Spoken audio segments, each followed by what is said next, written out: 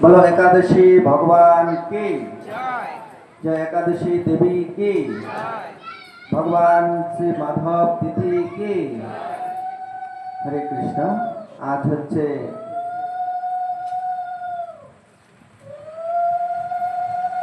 শ্রী শ্রাবণ মাসে শুক্লপক্ষীয় পবিত্রা একাদশী।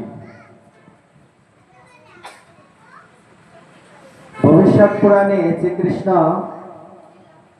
এই শ্রাবণ মাসে শুক্লপক্ষীয় পবিত্রা একাদশীর মাহাত্ম্য বর্ণিত আছেন। যুধিষ্ঠির মহারাজ বলিলেন যে, হে মধুসূদন, শ্রাবণ মাসে শুক্লপক্ষীয় একাদশীর নাম কি এবং আপনি কৃপা করে আমাকে বলুন। তখন শ্রীকৃষ্ণ উত্তরে বলিলেন, হে রাজন, পাপ হরণকারিণী এই একাদশীর কথা এবং বলিতেছি, মনোযোগ এবং দিয়া শ্রবণ করুন। কারণ কেননা ইহার শ্রবণে বাষ্পের যজ্ঞের ফল লাভ হয় থাকে। আর প্রাচীনকালে দাপর যুগে আরম্ভের এবং মহিষী রাজার নামক মাহিতি পুরেতে বাস করতেন, কিন্তু পুত্রহীন এবং থাকায় রাজ্য এবং রাজার পরিচালনার আদি এবং কার্য কিছুমাত্র এবং সুখানুভব এবং করিতে পারিতেন না। অপুত্রক এবং ব্যক্তি ইহলোক এবং পরলোক কোনো লোকে সুখ লাভ করেন না। পুত্র প্রাপ্ত এবং আকাঙ্ক্ষায় রাজা বহুকাল অতিবাহিত হইয়া গেলেন, কিন্তু সকল ও সুখদায়ক এবং পুত্র রত্ন ও প্রাপ্তির জন্য আর রাজার ভাগ্যে ও ঘটিল না। কিন্তু নিজেই ও তা দৃশ্য এবং শোচনীয় এবং অবস্থা দেখিয়া রাজা তাহা এবং যে প্রজাবৃন্দকে ও রাজ্য সভা এবং আহ্বান পূর্বক জিজ্ঞাসা করিলেন, হে প্রজাবর্গ, এই জন্মে আমি তো কোনরূপ গহিত এবং পাপকর্ম করি নাই, কিন্তু অন্যায় এবং উপার্জন এবং ধারায় আমারও অর্থকোষ এবং বৃদ্ধি করি নাই। দেবতা এবং ব্রাহ্মণের ধন এবং আত্মসাৎ করি নাই, অপহরণও করি নাই, কিন্তু ধর্ম সহিত পৃথিবীর বিজয় এবং করিয়া পুত্রবধ এবং আমাদিগকে পালন করিতেছি। স্বীয় ভাতা এবং পুত্রতুল্য এবং প্রিয়জন ও জনগণকে ও তাহাদের এবং দোষ অনুরূপ করিতেছি, কিন্তু যথাযথা শান্তি এবং বিধান করিয়াছি। কিন্তু শত্রু সজ্জন হলেও তাহাও এবং যথাযোগ্য এবং সমাদর করিয়াছি। হে ব্রাহ্মণগণ, এইরূপ ধর্ম পথে এবং চলিয়া আমি আজ কি কারণে পুত্রহীন হয়েছি, আপনার ইহা এবং প্রকৃত এবং কারণ ও বিষয়ভাবে চিন্তা এবং বিচার করিয়া আমাকে বলুন। সেই রাজার যে রাজ্যে যদি রাজার যদি কোনো সন্তানাদি না থাকে, যে পরিবর্তিতে সে রাজার রাজ্যটাকে পরিচালনা করবে। তাই রাজার কোনো পুত্র সন্তান বা কন্যা সন্তানও কোনো কিছু ছিল না, যে তার জন্য রাজা সেই ভগবান যুধিষ্ঠির মহারাজ যে ভগবানের কাছে এই একাদশীর কথা মাহাত্ম্য কথা যে শ্রবণ করতে চেয়েছিলেন।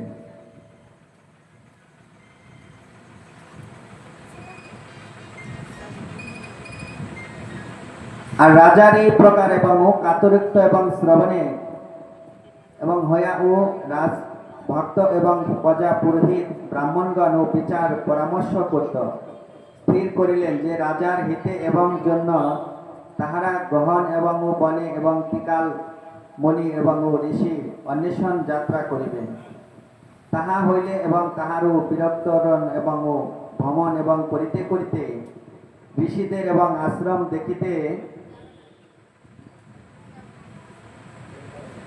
দেখতে পাইলেন। আর তথা তাহারা এবং কঠোর তপস্যা এবং তৎপর সচ্চিদানন্দ দেহ এবং নিহার এবং অজিতেন্দ্র এবং সনাতন ধর্ম তজ্ঞ এবং সকল শাস্ত্র বিশাদ এবং ব্রাহ্মণ ন্যায় এবং দীর্ঘ এবং তেজস্বী মাহাত্ম্য এবং লোমসমণির দর্শন এবং সৌভাগ্য লাভ করিলেন।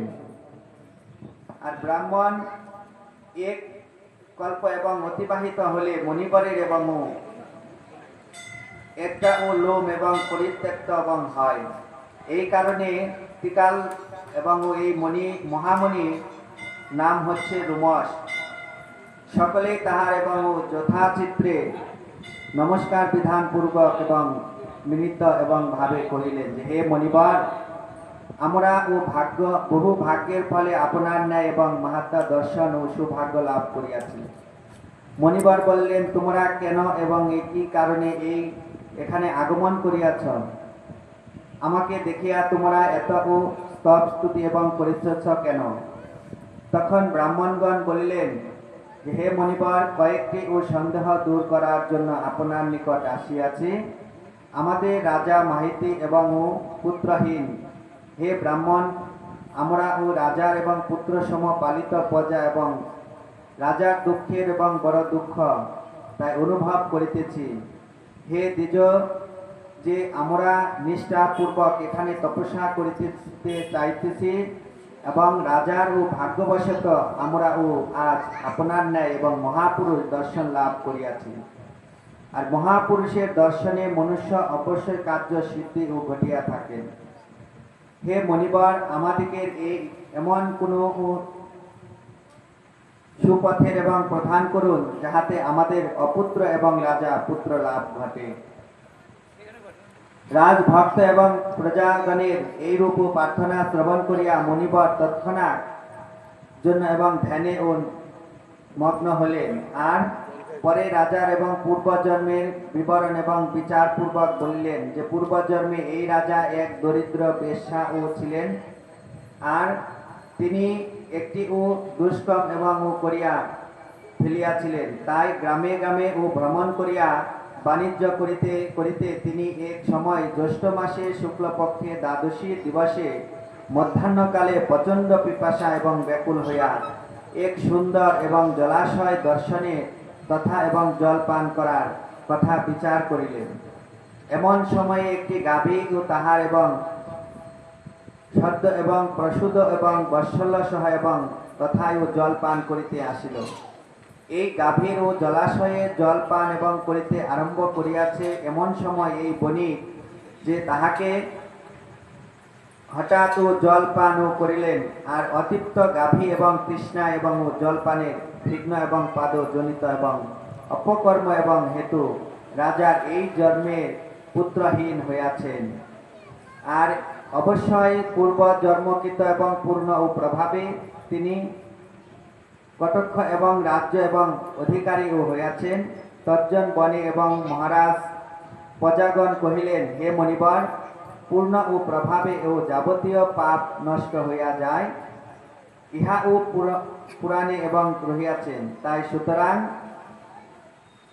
যাহাতে পাপ হয় না এমন কোন উপদেশ কৃপাপূর্বক প্রদান করুন এবং যাহাতে রাজা এবং সন্তানহীন লাভ করিতে পারেন। আর তাহারাও উপায় এবং কৃপাপূর্বক উপদেশ করুন। ইহার শ্রবণে লোমাসমণি এবং প্রজাকে বলিলেন যে শ্রাবণ মাসে শুক্লপক্ষে পবিত্রা নামে একাদশী প্রসিদ্ধিতা।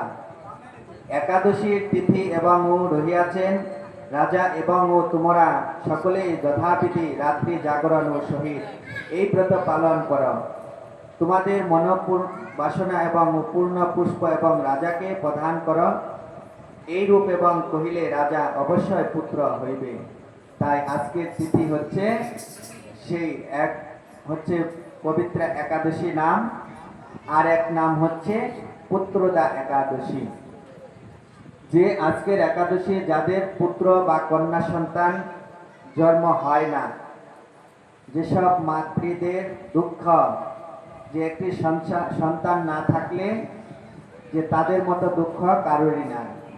যে সবাই সন্তানকে আদর করে, ভালোবাসা দেয়, লেখাপড়া শিখায়, যে আমরা সংসার করছি, আমাদের কোনো সন্তানাদি হলেন না।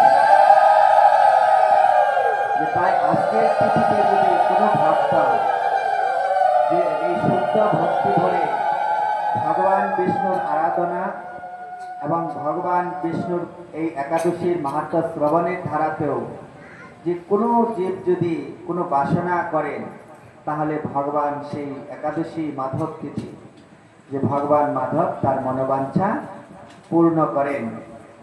তাই লোমসমণি এই বাক্য শ্রবণে সকলের ইষ্টচিত্তে এবং প্রফুল্লিত হইয়া গৃহে এবং প্রত্যাবর্তন করিলেন এবং রাজাকে সকল বৃত্তান্ত জ্ঞাপন করিলেন। তৎপর শ্রাবণ মাস আসিলে লোমসমণির বাক্য স্মরণ করিয়া রাজার সহিত সকল প্রজা এবং পবিত্র একাদশী এবং এই দ্বাদশীর তিথিতে ব্রত এবং যথাবিধি পালন করিলেন। আর মণিবরের কথা মতো এবং প্রজাগণ ও দ্বাদশীর দিবসে আপনাদের পূর্ণ এবং রাজাকে অর্পণ করিলেন এবং এই পূর্ণের প্রভাবে রানী গর্ভবতী ধারণ করিলেন এবং যথাসময়ে একটি সর্বাঙ্গ সুন্দর এবং পুত্র প্রসব করিলেন। হে নৃপশ্রেষ্ঠ, এই প্রকার এবং এই একাদশীর পবিত্র নামে এবং খ্যাত হইয়াছেন। তাই এই একাদশী এবং এই পবিত্র একাদশীর মাহাত্ম্য শ্রবণে পাপ নষ্ট হইয়া যায়, ইহলোক এবং পুত্র সুখ এবং পরলোক এবং স্বর্গ প্রাপ্তি ঘটে। তাই আজকের একাদশী হচ্ছে খুব মাহাত্ম্যপূর্ণ। তাই এই দ্বাদশীর তিথিতে আজকের একাদশী এবং ঝুলন যাত্রার আজকে দ্বিতীয় দিবস। হরে কৃষ্ণ। আসেন প্রভু। যে এই তিথিতে ঝুলন যাত্রা হচ্ছে একটি আনন্দ উৎসব।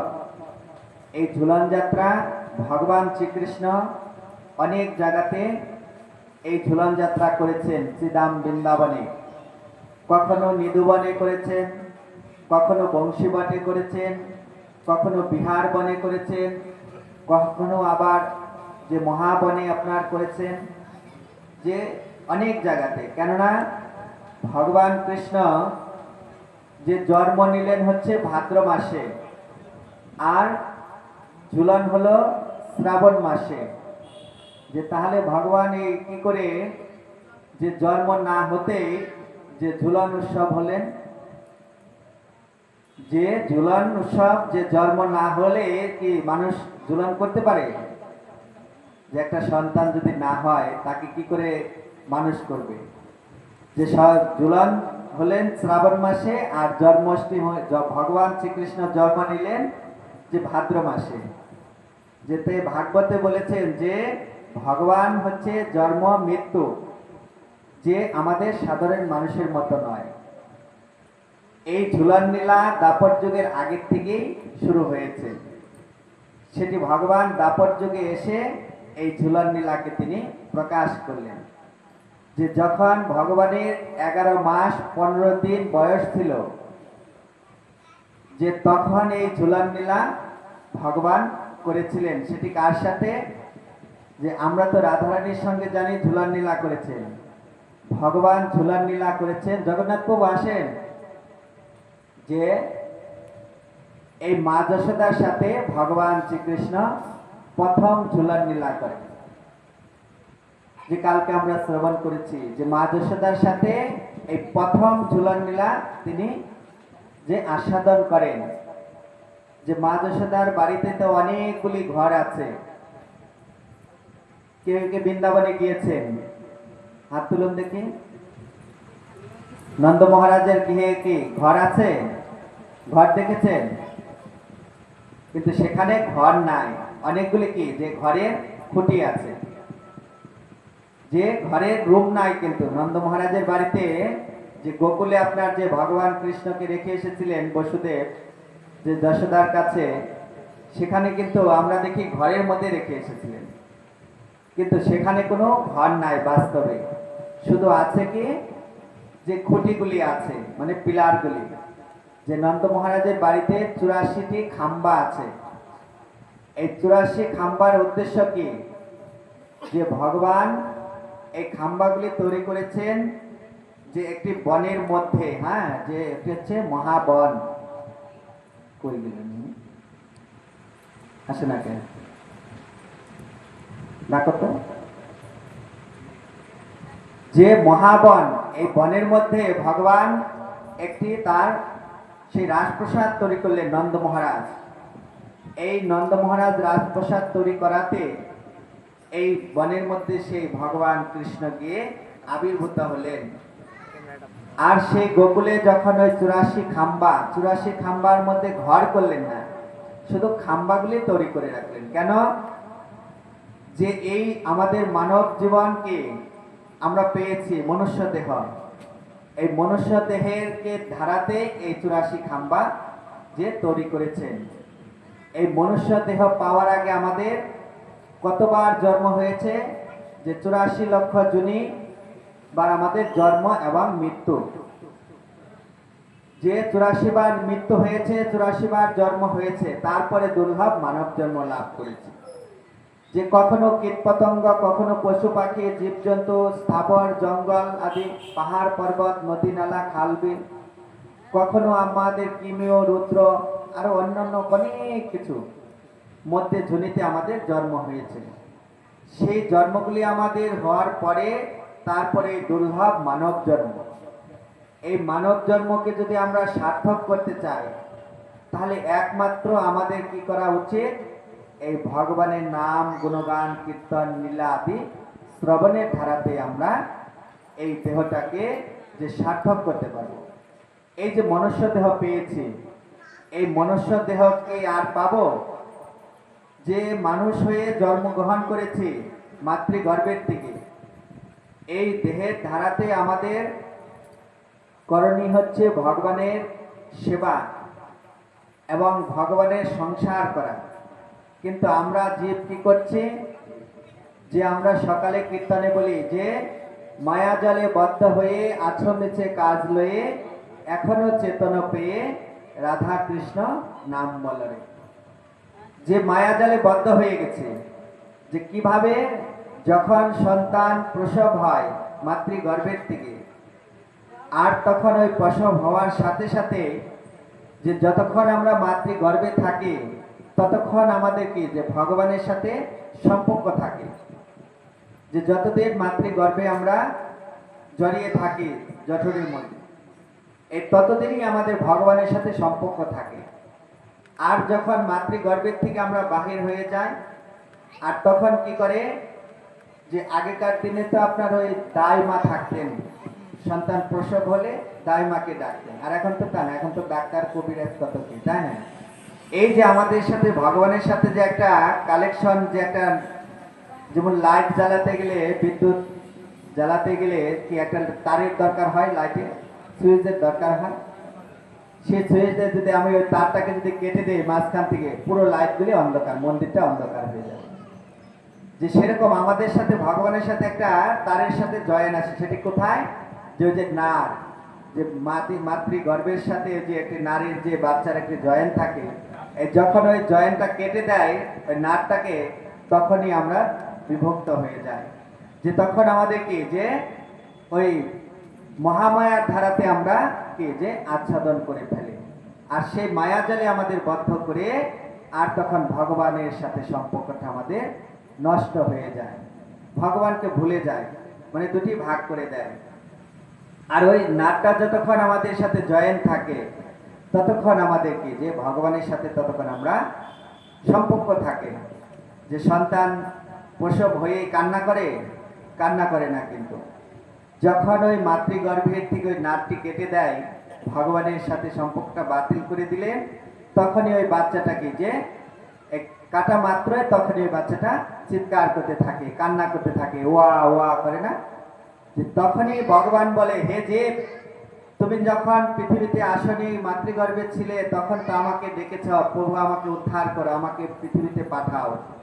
এখন তো আমি তোমাকে পাঠালাম, এখন তুমি কি করবে? যে তখন ওই বাচ্চাটি ওই কান্নার শব্দের মাধ্যমে বলে যে, ভগবান জিজ্ঞেস করে, তুমি নাম গুণগান কীর্তন করবে, নাম গুণগান শ্রবণ করবে? যে না, আমি ওয়া করব না, আমি ওয়া করব না। কেননা আমাকে তো বিভক্ত করে দিয়েছে ভগবানের কাছ থেকে। এখন আমি সংসারে এসেছি, এই সংসার মায়াজালে বদ্ধ হয়ে আছমিছে কাজ লয়ে, যে আমি এই সংসারকে গঠন করব, যে আমি সংসার করব, চিপুত্র আদি হবে, তাদেরকে লালন পালন করব, আত্মীয় কুটুম্ব আদি বরণ করব। যে সেটি করো, কিন্তু আমার সংসারে থেকে তুমি করো, তাতে তোমার মঙ্গল হবে। তাই ভগবানের সাথে আমাদের এই যে বিচ্ছিন্ন হয়, যে তাই এই ঝুলন যাত্রা, সেই মা যশোদার সাথে ভগবান কৃষ্ণ প্রথম লীলা করেছিলেন ঝুলন যাত্রা।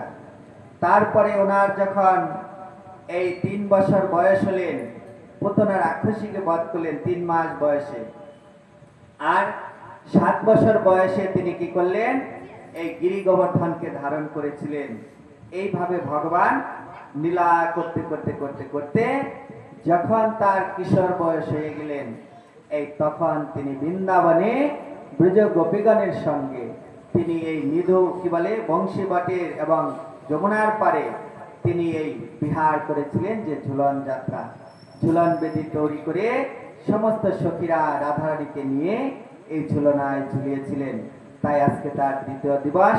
আমাদের পরম পূজ্যপাদ সেই জগন্নাথ প্রভুর মুখ থেকে আপনারা ঝুলন যাত্রা এবং একাদশীর মহিমা কথা শ্রবণ করুন, যে ধৈর্য সহকারে আপনাদের পারমার্থিক মঙ্গল হবে। আর কিছু পারুক আর না পারুক দিতে, অন্তত আপনাদের মঙ্গলটা যে দান করবে এই হরিকথার মাধ্যমে। হরে কৃষ্ণ।